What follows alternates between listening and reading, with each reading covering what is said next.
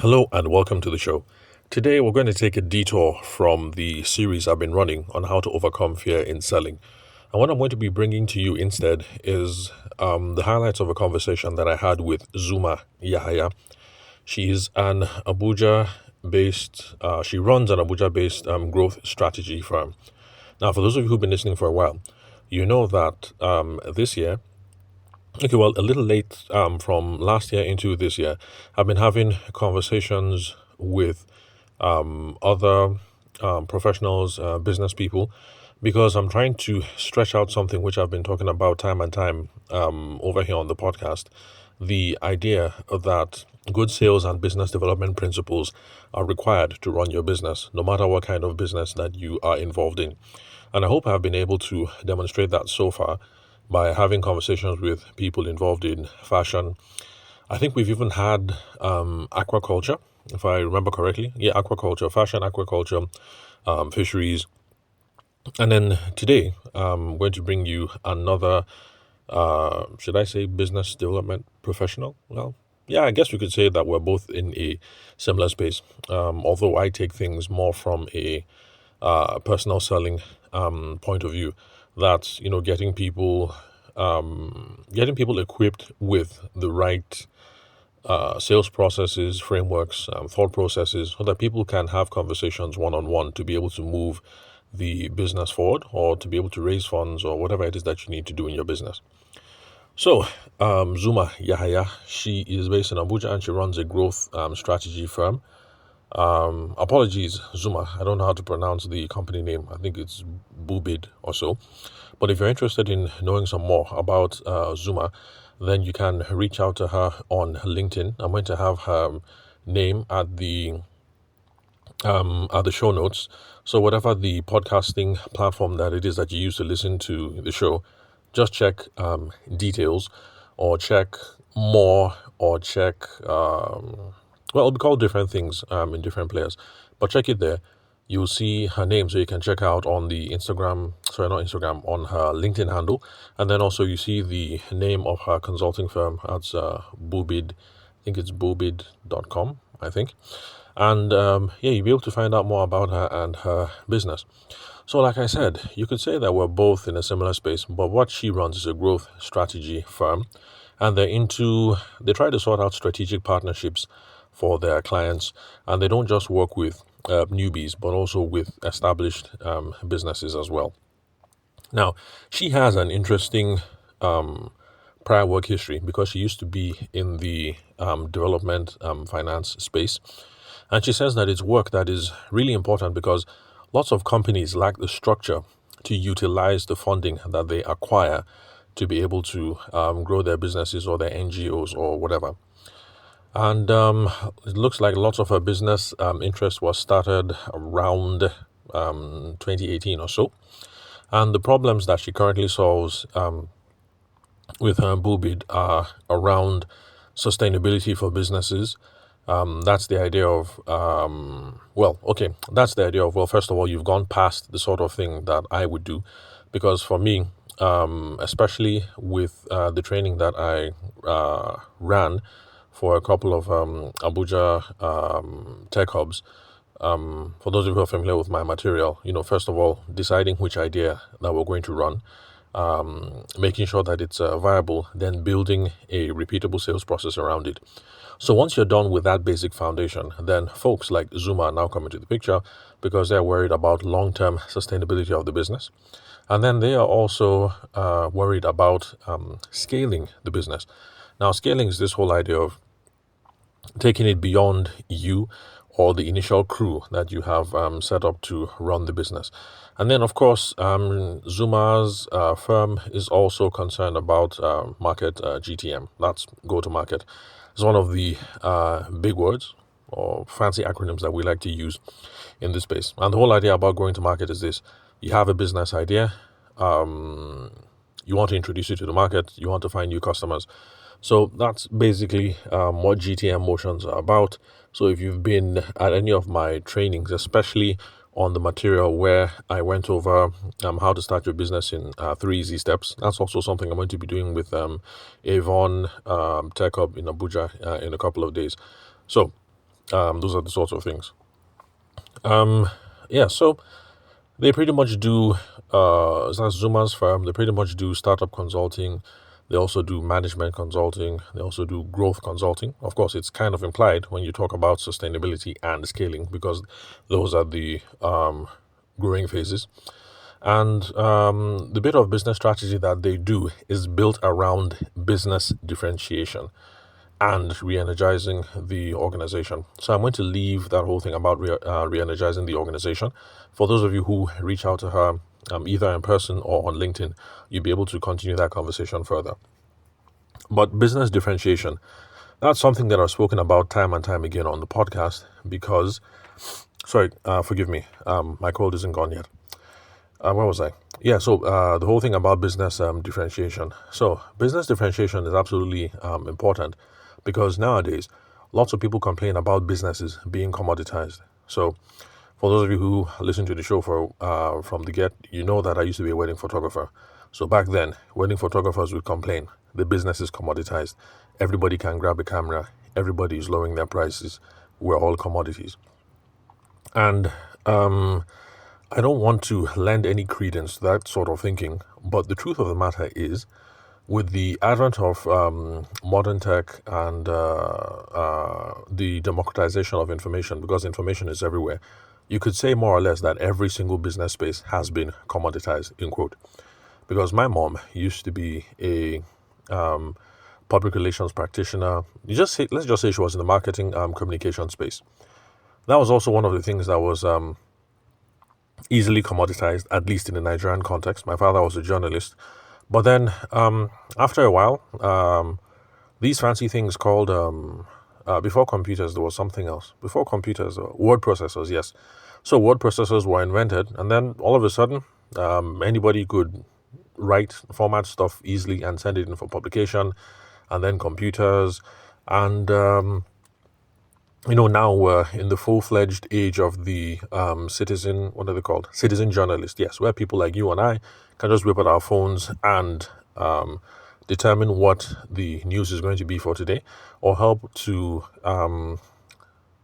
support what the news is going to be, by pushing out our own narratives, capturing our own video, our own audio, and things like that. But anyway, the point that I'm trying to make is, it doesn't matter what business it is you're involved in. You can be a journalist, you can be a marketing communications professional, you can be a wedding photographer, or you could even be a sculptor. And you would all have the complaints that every single business that you're involved in is commoditized. Because in the old days, you wanted to be a good sculptor, you'd have to go to a prestigious school like Obafemi Awolowo University, that's my own school, and go to the fine art department, get the degree, and become a good sculptor. But now you can just watch a few YouTube videos, listen to some podcasts. If you have a modicum of skill, you can be able to get things going. Anyway, bottom line that I'm trying to drive at is, when professionals like Zumah Yahaya and her growth strategy firm and folks like me are talking about business differentiation, we are just leaning into that concrete reality that everything nowadays is commoditized. And so the only, or rather the best thing that you can do is to focus on business differentiation. If all wedding photographers look like they're commoditized, then making sure that you sound different from the pack is absolutely pivotal. It's the same thing with being a marketing communications professional, or a journalist, or a what other example did I give? Or a sculptor. You need to be able to show how you're different, why you're different, why you have a different creative take, what your own unique zone of expertise is, those sorts of things. So business differentiation, absolutely important, whether you're talking to professionals like me, or whether you're talking to professionals like Madam Zumah Yahaya. So, a core problem that she faces in her business, solving training and human development issues, because those are problems that are faced by most businesses. She also looks into stakeholder management, whether online or offline. Of course, this is something I've spoken about in the past on the podcast. and that sales skills can also come in handy for, because when we're running a business, we need feedback to determine our strategy, especially when it comes to emergent strategy. Emergent strategy is the idea that you're doing a business and then you come up against certain roadblocks or you get some feedback. You now need to take this external stimuli, do some brainstorming, and see how that is going to inform your strategy or direct your strategy going forward. So stakeholder management is an important piece of the pie, piece of the puzzle, rather, especially since stakeholder engagement, stakeholder management makes sure that you don't get into any trouble, especially for those of you who are into businesses where the what's it called, the business I can't remember the term. Well, no, not side effects. Well, basically, businesses have some repercussions. Let me put it that way: social repercussions, environmental repercussions, and if you're involved in one of those businesses that have those societal implications, then stakeholder engagement, stakeholder management, absolutely important. Like the fellow Samuel Paul that I spoke to, okay, maybe 2-3 weeks ago, who is in the aquaculture space. If you're in the aquaculture business, stakeholder engagement, absolutely important, because you're doing the fisheries. Not everybody might like the idea. Some people say it damages underground water sources. I don't know about that. I'm not a professional, so you'd have to ask someone like him.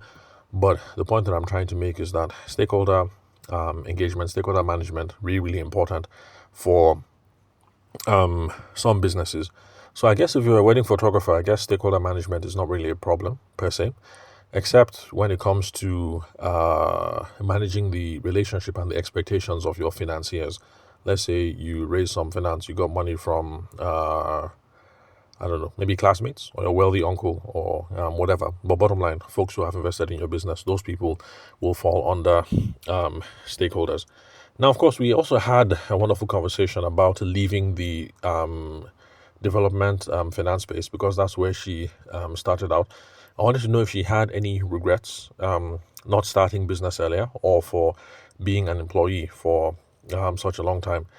Now, she admits that, yes, setting off the business, yeah, she was long overdue, setting up business for herself, but she has no regrets. And then she admits that owning a business is different from being an employee, because now she's responsible for remuneration, salaries, overhead costs, rent, diesel, stuff like that. She has final responsibility for all sorts of decisions regarding her employees and her customers and things like that. And these are not the headaches that she had to have when she was an employee. And this is something that I've spoken about over here on the podcast, because a couple of you who haven't gone into business, a couple of you have an unnecessarily romanticized version of business. You guys think that you're going to open up shop now, and then you can wake up whenever you want, set your own time, set your own hours. What else? Only work with people that you want to work with, and this rosy picture. And it's not actually the case. So for those of you who've been in paid employment, you have to brace yourselves, because it could be quite a shock going from lots of decisions being taken on your behalf, especially the strategic decisions, and then one day you are the boss and you're the one who's responsible for the livelihood of these 10, 20 people who work underneath you. So, I've spoken about that on the podcast. It's a conversation I had with Zumah. And if you're thinking about jumping ship, if you work in Zenith Bank and you're thinking, oh, these people, they are working me to the bone, I want to move off and do my own thing. These are some of the things that you ought to consider before taking the leap. So, Zumah's advice to the rest of you guys: as a business owner, you need to know and track a couple of things. You're going to be tracking employee performance. You also have to track their employee satisfaction, because if they're not happy, they're not going to do a good job in making your customers happy. So employee satisfaction comes before customer satisfaction. Bottom line, for those of you who want to get into business, Zumah Yahaya's advice is start learning and get ready to track absolutely everything. We also had the conversation about financing business, because since she was in the developmental finance space, I just wondered, did she raise finance, or is she totally bootstrapped? Because this conversation was a while ago, I can't remember exactly what the situation was for her own business, if she took finance or if it's totally bootstrapped. But on the question of whether you, dear listener, ought to be bootstrapped, this is her own advice. Oh, by the way, bootstrapped, in case there are any newbies listening to this episode, to be bootstrapped just means you're financing your business using either your savings or you're financing your business using the returns that you get on sales. So bootstrap just means you have not taken finance from anybody. You didn't borrow money from the bank. You didn't borrow money from the village cooperative. You didn't borrow money from investors. You didn't get money from VC. You didn't borrow money from anywhere. So it's you and your savings, or your husband's savings, or your wife's savings, and the amount of money that you guys are able to get from selling your product or selling your services. So her advice, you don't necessarily have to be bootstrapped, because some people think investor money is bad because you're going to be tied down to equity demands. They want a piece of your business, or you're going to be tied down to interest. You know, that whole thing about the Bible saying, sorry, not the Bible. Yeah, well, part of the Bible anyway. Book of what was it again? I can't remember which book. Is it Proverbs? That the borrower is the slave of the lender, or something like that. So people have all these sorts of connotations. So her advice is not necessarily the case. If you bootstrap, the good thing is that you're going to have a comfortable rate of growth. But she says you ought to be open to situations where funding might be required, depending on the kind of business and depending on the objectives that you have for growth, or depending on the resources available to you. So her advice is not a hard yes or not a hard no, this whole thing of take money or don't take money. Also, she says, especially from my own point of view, that sometimes financing needs might change. You might start off bootstrapped and be fine for year 1, year 2, year 3, year 4. But then you guys want to get a new factory, or you guys need to acquire new buses, or you need to do this, you need to do that. You need to buy new machinery, something like that. And the time might come for you to raise finance. But then again, this is not my own space. I'm not a professional in these sorts of things, raising finance, cash flow management, managing finances. So if you're interested in these sorts of things, these are actually conversations that you should be having with Zumah Yahaya and professionals like her. So different business stages have different capital requirements. And then even if you're going to bootstrap, there's kind of a gray area in between. Okay, well, it's not really gray, because if you were to gas and you were to go to the law courts, the law would definitely partition these things that I'm going to talk about right now into whether it was equity or whether it was a loan or things like that. But it doesn't necessarily have to be extremely formal, like going to VCs and the banks. There are stages in between being bootstrapped and approaching the formal sector. You can talk to friends, you can talk to family members, things like that. It doesn't always have to be equity investments from angels and things like that. But one thing that she stressed, and I have also stressed on the podcast, is that we have to be clear on the cost of the funds that we are taking. So if your big sis is giving you some money to start this business, you guys need to be clear. Like, big sis, thank you very much. May God bless you. This 500K that you're giving me, when do you want me to pay it back? You ask her, and she'll say, pay back how? You're my brother now. I'll support you any which way. Just keep it. God has blessed me.